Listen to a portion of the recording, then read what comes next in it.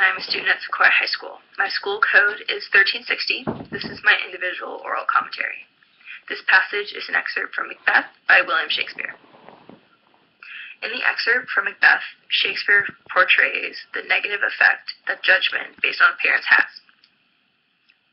The text was written by Shakespeare, and the speakers in this excerpt include Macbeth, Banquo, and Witches 1, 2, and 3. The play was written in 1606, and it was written for James I after his survival of being a victim to the gunpowder plot of 1605. The author, Shakespeare, may have been influenced by James I's interest, which included witchcraft, treason, and the gunpowder plot itself. The subject of this excerpt is a conversation between Macbeth, Banquo, and the Weird Sisters. Banquo criticizes the witches, and the witches praise Macbeth, the Thane of Cawdor. Banquo questions their prediction of Macbeth's nobility, and the witches conclude through Banquo that though Banquo is lesser than Macbeth, he is greater. Shakespeare conveys that the absolute truth cannot be found through appearances alone.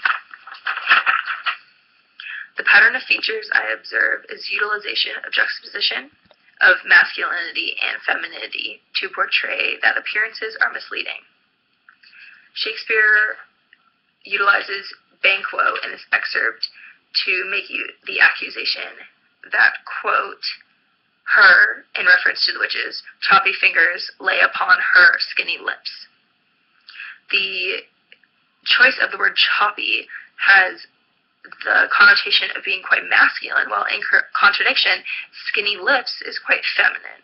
The contrast based on Banquo's lack of knowledge of background of these witches shows that judgment isn't quite enough to make such a harsh accusation. These words connote judgment through the connotation of truth and the conclusions of judgment.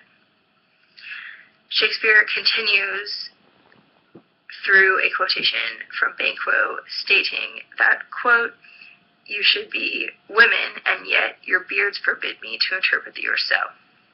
Banquo's harsh statement is based solely on judgment.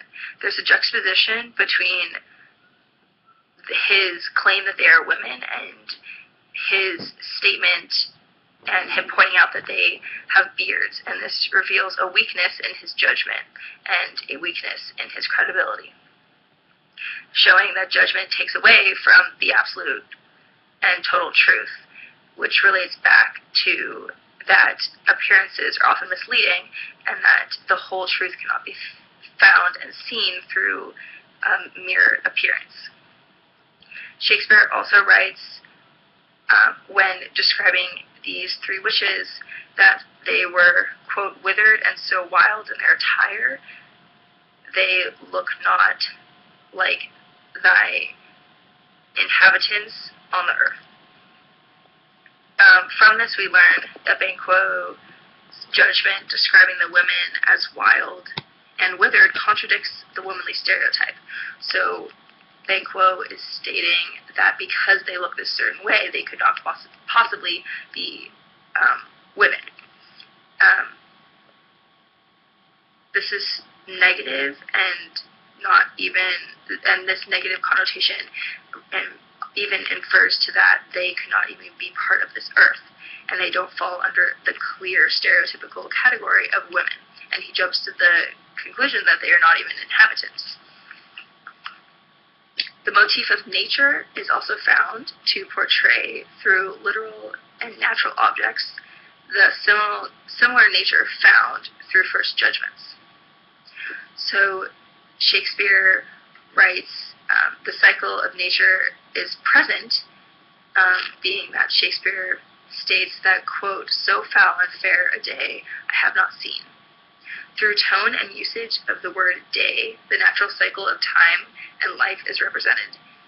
Usage of nature and repetition draws a parallel between the world of natural objects and the natural reaction to judge another. So Shakespeare provides all of these cycles and references the day to also show that, like the day and the sun rises and falls, people of all types and all backgrounds do reach the natural reaction to judge one another. Shakespeare continues when describing the witches' abilities based on their judgments, stating that if they, quote, can look into the time and see which grain will grow.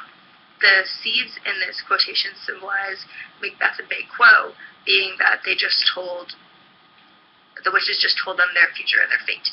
Banquo questions the credibility of these witches based on their looks, and the symbol of grain growing is a reflection of the prediction and ability to determine their fate.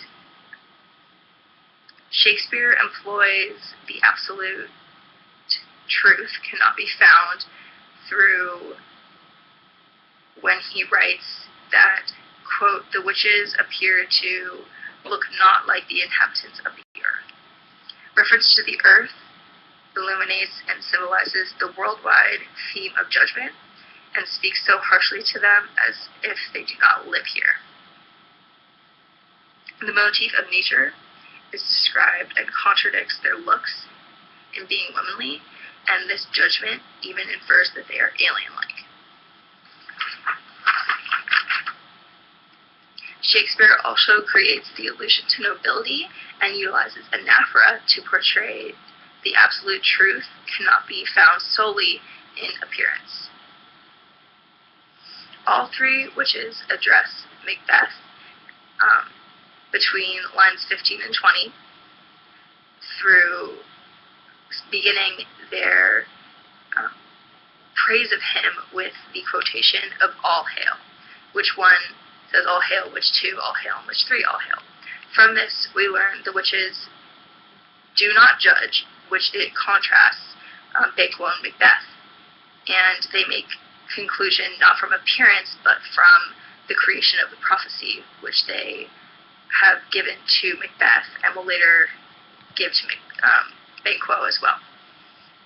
We gain insight to the power of knowledge when there's no judgment made. So these witches, because they do not judge these men back as they have been judged themselves, their view of them is not skewed because of this first judgment, and these words connote power. Shakespeare continues on to state through Banquo and references to Macbeth that he says, quote, my noble partner, and also utilizes words such as grace, great, and king. Banquo appears to be mad at the witches and how they judge the future of Macbeth, and how he disagrees with this appearance of Macbeth not to match his fate, and to utilize the terms nobility and royal shows the power and strength in the lacking of a clouding mind with judgment. So this royal and nobility can be seen by the witches because